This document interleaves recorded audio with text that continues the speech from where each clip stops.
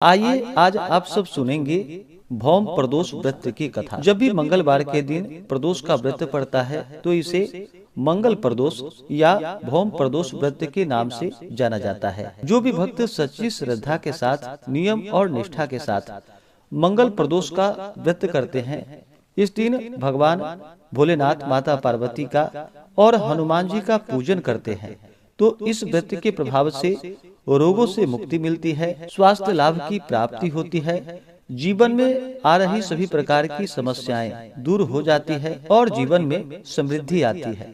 प्रदोष का व्रत भगवान शिव जी को अति प्रिय होता है। इस दिन भगवान शिव जी का, जो कि प्रदोष काल के समय में पूरे विधि विधान के साथ पूजन करना चाहिए। प्रदोष काल का समय सूर्यास्त से 1 घंटे पहले और 1 घंटे बाद तक के बीच के समय को प्रदोष काल कहते हैं। इसी समय में भगवान शिव जी का, जो कि पूरे विधि विधान के साथ पूजन करना चाहिए।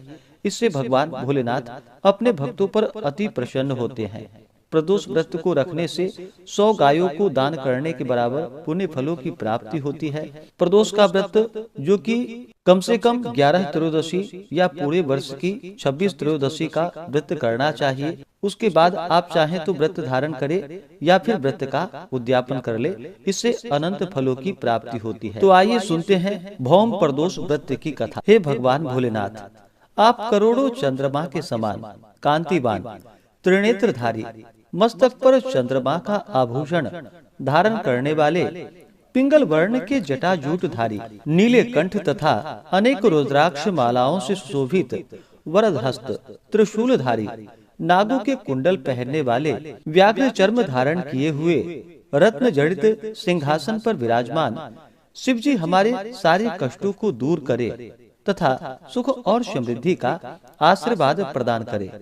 तो बोलिए प्रेम से भगवान भोलेनाथ की जय, माता पार्वती की जय, हनुमान जी महाराज की जय। शौनक ऋषि सूत जी से बोले कि हे प्रभु, दया कर, अब आप कृपा करके मंगल प्रदोष व्रत का कथा का वर्णन करें तो आपकी बड़ी ही कृपा होगी।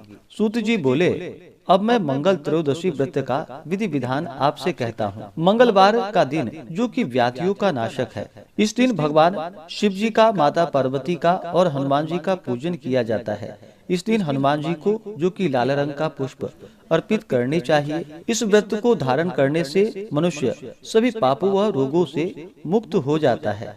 इसमें किसी भी प्रकार का कोई संशय नहीं है। अब मैं आपको उस बुढ़िया का कथा कहता हूँ जिसने यह व्रत किया, वह मोक्ष को प्राप्त किया। अत्यंत प्राचीन काल की घटना है। एक नगर में एक बुढ़िया रहती थी। उसके मंगलिया नाम का एक पुत्र था। वृद्धा को हनुमान जी पर बड़ी ही आस्था थी।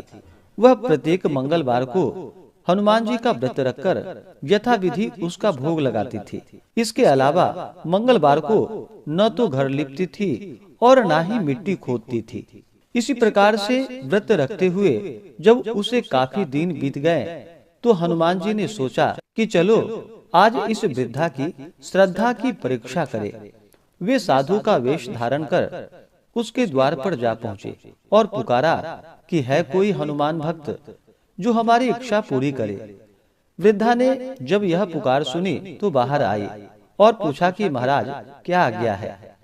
साधु वेशधारी हनुमान जी बोले कि मैं बहुत भूखा हूँ, भोजन करूंगा, तू थोड़ी सी जमीन लीप दे।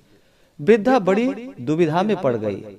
अंत में हाथ जोड़कर प्रार्थना की कि हे महाराज, लीपने और मिट्टी खोदने के अतिरिक्त जो काम आप कहेंगे वह मैं करने को तैयार हूँ। साधु ने 3 बार प्रतिज्ञा कराने के बाद कहा कि तू अपने बेटे को बुला, मैं उसे औंधा लिटाकर उसकी पीठ पर आग जलाकर भोजन बनाऊंगा। वृद्धा ने सुना तो उसके पैरों के तले की धरती खिसक गई, मगर वह वचन हार चुकी थी। उसने मंगलिया को पुकारकर साधु महाराज के हवाले कर दिया, मगर साधु ऐसे ही मानने वाले नहीं थे। उन्होंने वृद्धा के हाथों से ही मंगलिया को औंधा लिटाकर उसकी पीठ पर आग जलवाई। आग जलाकर दुखी मन से वृद्धा अपने घर के अंदर चल गई। साधु जब भोजन बना चुके तो उसने वृद्धा को बुलाकर कहा कि वह मंगलिया को पुकारे।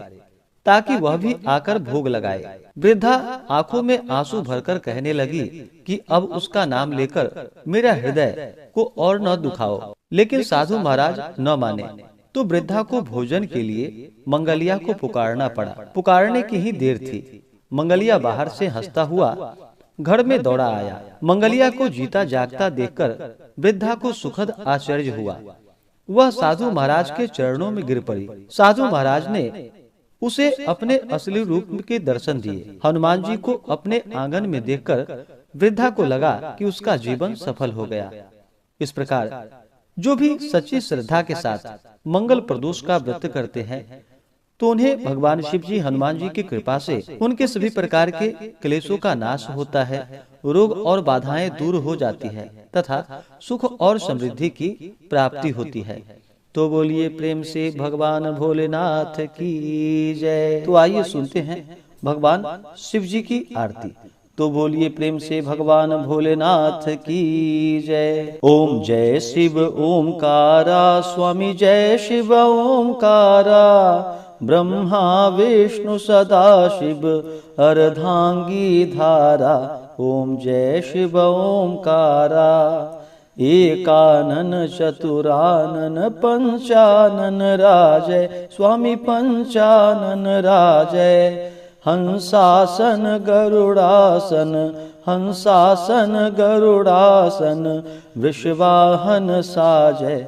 ओम जय शिव ओमकारा। दो भुज चार चतुर्भुज, दस भुज अति सोहे, स्वामी दस भुज अति सोहे। त्रिगुण रूप निरखते, त्रिगुण रूप निरखते, त्रिभुवन जन मोहे। ओम जय शिव ओमकारा।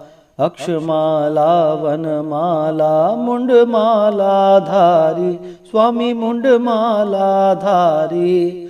चंदन मृग मद सोहे, चंदन मृग मद सोहे, भाले शशिधारी। ओम जय शिव ओमकारा। श्वेतांबर पीतांबर बाघांबर अंगे, स्वामी बाघांबर अंगे। सनकादिक गरुणादिक, सनकादिक गरुणादिक, भूतादिक संगे।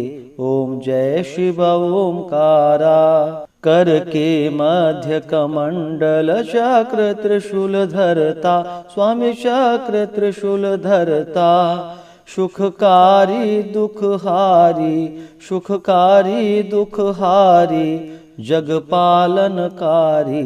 ओम जय शिव ओमकारा। ब्रह्मा विष्णु सदा शिव जानत अविवेका, स्वामी जानत अविवेका। प्रणवाक्षर में शोभित, प्रणवाक्षर में शोभित, ये तीनों एका। ओम जय शिव ओमकारा। त्रिगुण स्वामी जी की आरती जो कोई जन गावे, स्वामी जो कोई नर गावे। कहत शिवानंद स्वामी, कहत शिवानंद स्वामी, सुख संपत्ति पावे। ओम जय शिव ओमकारा। ओम जय शिव ओमकारा, स्वामी जय शिव ओमकारा। ब्रह्मा विष्णु सदा शिव, ब्रह्मा विष्णु सदा शिव अर्धांगी धारा। ओम जय शिव ओमकारा। ओम जय शिव ओमकारा। तो बोलिए प्रेम से भगवान भोलेनाथ की जय। माता पार्वती की जय।